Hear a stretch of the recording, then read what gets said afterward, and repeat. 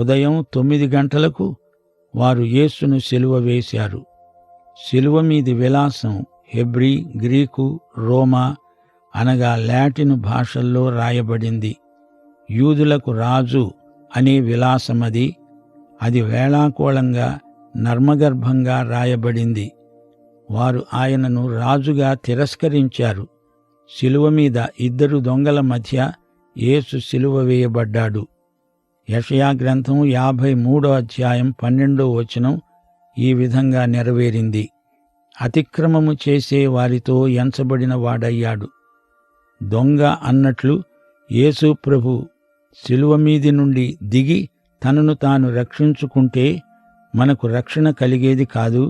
33 నుండి 41వ వచనం వరకు, మధ్యాహ్నము మొదలుకొని 3 గంటల వరకు ఆ దేశమందంతటా చీకటి కమ్మింది.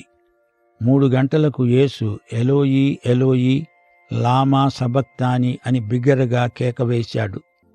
ఆ మాటలకు నా దేవా నా దేవా నన్ను ఎందుకు చెయ్యి విడిచావు అని అర్థం. దగ్గర నిలిచిన వారిలో కొందరు ఆ మాటలు విని అదిగో ఏలియాను పిలుస్తున్నాడు అన్నారు. ఒకడు పరిగెత్తిపోయి ఒక స్పంజీ చిరకలో ముంచి రెల్లున తగిలించి ఆయనకు త్రాగనిచ్చి అన్నాడు, తాళండి, ఏలియా ఇతణ్ణి దింపటానికి వస్తాడేమో చూతాము.